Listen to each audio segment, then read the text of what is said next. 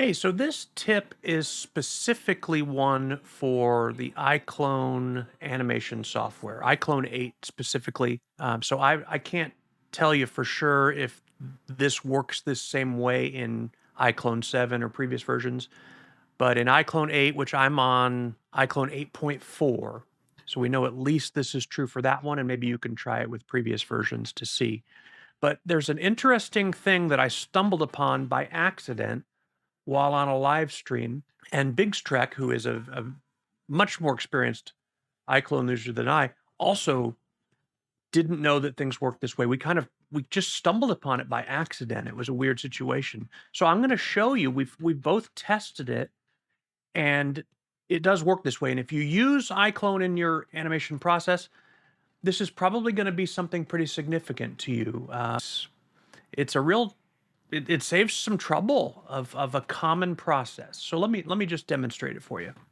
Okay, so let's say that we've got a scene in iClone that we've been working on. The typical workflow in iClone is you use Character Creator to create your character, as it sounds, and then you bring that over into iClone, and then you build your scene and you animate it and you light it and all that. But it's not uncommon to be in the middle of animating. So we've already got this scene here that's, pretty much ready to go. So it's animated, there's lights and all of that. And it's a very specific motion. I had to kind of, place the props exactly right. Well, what I noticed while editing the scene is on the character, I noticed that the outfit, the mesh is kind of clipping with the body there. Now it's hardly visible, but maybe the defect that you've run into is something a little more visible. That seems to be a common one, is that clothing that's put on a character, maybe it looks fine in the standard poses, but maybe you didn't fully test it in all of the action movements and stuff like that. And in certain situations, the clothing, it just isn't conforming to the body quite right. And so you end up with situations like this. Let me turn on some ambient light for a moment so we can see. So you see how the strap on this is clipping through the neck. And I noticed that while editing and thought, well, let's fix that. Also, when we look at this scene through the regular camera, I wanted to add just a little bit more definition to her face. And basically, I want to have her jaw be not quite as well defined, a little bit more feminine, and also the lips a little bit better defined. And I think just adding some kind of just a subtle lipstick will help make her mouth a little more defined to make the face stand out. So if you want to make changes like that after you've already got a scene in iClone, then typically what you would do is you select the character, and there's a button for Edit in Character Creator. And what that will do is that will launch the Character Creator 4 software and load this character in a standard pose, but it brings over any clothing that they're wearing, any hair that they've been assigned, any accessories, all of it, brings all over into Character Creator 4 so that you can make those changes. Okay, so our character is loaded in. And we can actually see the problem on the outfit, which is what we'll address first. That's just one that we just missed while we were in Character Creator. We were looking at it from the front. It looked fine. But back here, yeah, the defect, even in the standard idle pose, is still the case. So what we can do is do some changes here. So we've got the outfit selected. We go to Edit Mesh, and then we go to the Sculpt tool. And in this case, I'm going to use the pull action. We just want to pull the mesh of the outfit out just a little bit so that it's not overlapping the skin. And let's hide her hair and make sure we've got this fully done. Yeah, so now it doesn't intersect with the skin anymore. We're just going to have her move her arms around a bit. That'll get the shoulders flexing and stuff, and we'll just make sure that it doesn't seem to intersect anymore.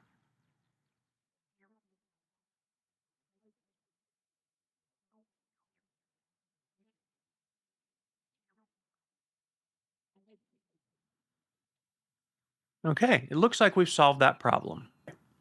So that's one of the things we wanted to fix.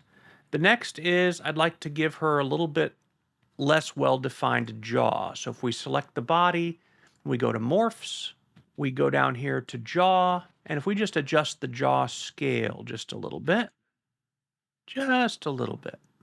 okay, that's good. Now we're going to go and add some more definition to the lips like we talked about. So we go into activate the skin editor. We're going to go into content under makeup and then lip makeup.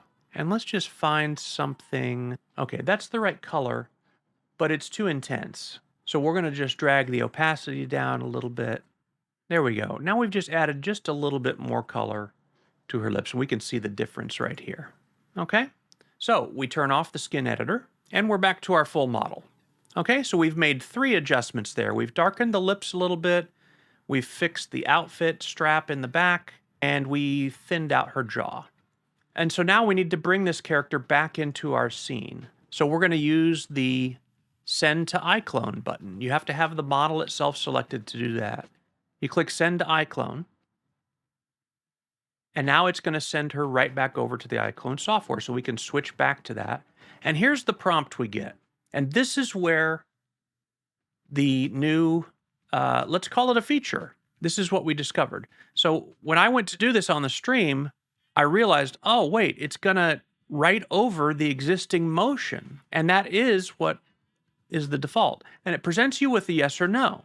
Would you like to proceed? And we have always assumed that would you like to proceed is asking you, do you want to bring over the changes you made in Character Creator 4? And so if you say yes, then all that work, that animation is now gone. That's a bummer. Now, fortunately, there's an undo button, but now our changes haven't been brought over to the character. So what if in Character Creator 4, we're still at the same point. We've got the changes over here loaded on this character. But if we send to iClone once more, all right, animation data will overwrite the existing motion. Would you like to proceed? What we have found out is that what it's asking you there is, would you like to proceed bringing over the animation? And that's really the only thing it's asking you about. Because if you say no, it does not ruin your animation, but the changes that we made, the fixed outfit strap, the jaw is a little bit thinner, and the lips are definitely more defined. So the changes that we made in Character Creator that we wanted to have did come over. But because we answered no to that prompt, it did not bring over the animation and wipe out what we had, which I think in most scenarios, that is the ideal outcome. Most of the time, when you're starting in iClone and then coming back to iClone, you don't want to mess with the work that you've done there. So yeah, that is the new, I guess, feature. When you're bringing a character back from Character Creator 4 that you've sent there from iClone, and you're bringing it back to iClone, it's going to ask you, do you want to proceed? What it's really asking, apparently, is do you want to proceed with bringing in the animation?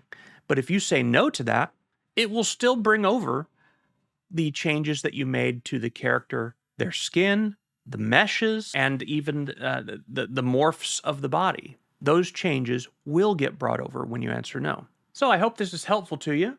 If you're interested in more content of this kind, I'm doing live streaming regularly on my YouTube channel, and we would love to have you join in. We're basically building scenes and running into problems and figuring out solutions for them. We'd love to have you join us. Check out my YouTube channel for the schedule, and maybe we'll see you at the next stream. Have a great day.